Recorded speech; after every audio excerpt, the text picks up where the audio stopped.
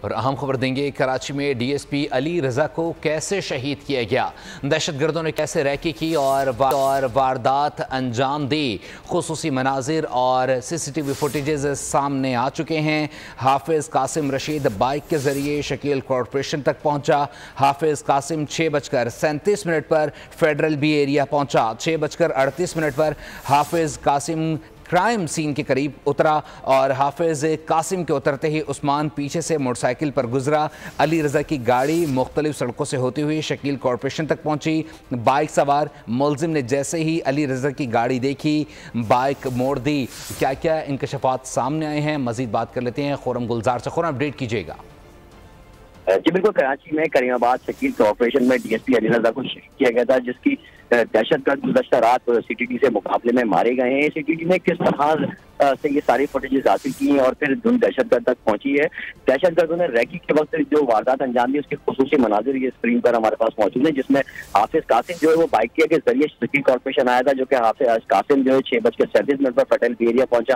दोनों दहशतगर्द मुसलसल वहाँ रैकी करते रहे और जैसे ही डीएसपी अली रजा वहां पहुंचे हैं तो इन्होंने उन पर अंधाधुंध गोलियां बरसाई हैं। 6:51 पर हाफिज कासिम को इसके बाहर टहलते हुए, शकील कॉरपोरेशन के बाहर टहलते हुए देखा जा सकता है, जबकि 7:38 पर जब अली रजा वहां पहुंचे हैं तो दहशतगर्द ने फौरी तौर पे होटल पे बैठ के इंतजार कर रहे थे और भागते हुए आए हैं और उन्होंने अली रजा पर अंधाधुंध जो है वो गोलियां बरसाई हैं, जिसके बाद दोनों मौके से फरार हो गए थे। और तो फुटेज में ये भी देखा जा सकता है कि होटल पर बैठे हुए अफराद फौरी तौर पर वहां से भागे हैं, अपनी जान बचाइए। गोलियों की आवाज सुनते ही होटल पर तमाम अफराद वहां से भागे। हाफिज कासिम के साथ बाइक पर बैठा और वहां से मौके से फरार हुआ। मुलजमान मुख्तलिफ सड़कों से फरार होते हुए भी देखे जा सकते हैं। मुख्तलिफ रास्तों से जब ये दहशतगर्द आए हैं उनकी तमाम फुटेजेस पहले हासिल की गई और फिर इनका सुराग लगाया गया, जिसके बाद कल खुफिया इत्तला पर जब सीटीटी ने छापा मारा है तो इस दौरान छापे के दौरान मुकाबला हुआ और ये मुकाबले में दोनों दहशतगर्द जो है वो मारे गए हैं। ठीक है, खुरम बताइएगा, इनका ताल्लुक किस कलदन तंजीम से बताया जा रहा है? क्या इससे पहले भी ये मल्टीपल जो क्राइम्स हैं उनमें इन्वॉल्व रहे हैं?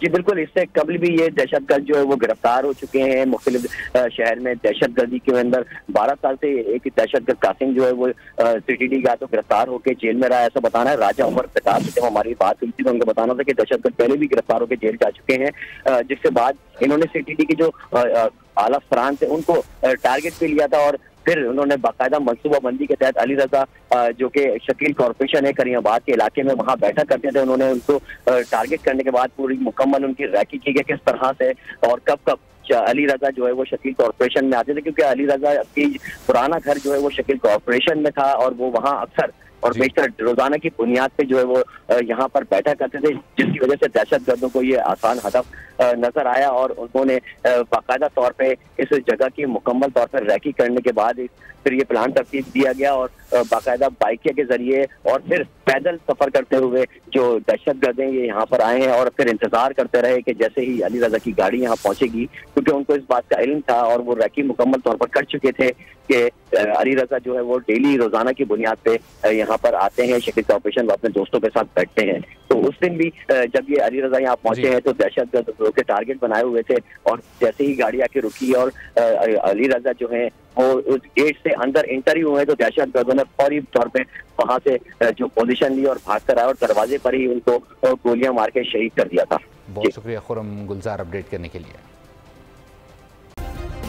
सब्सक्राइब करें और बेल दबाएं ताकि कोई खबर रह न जाए।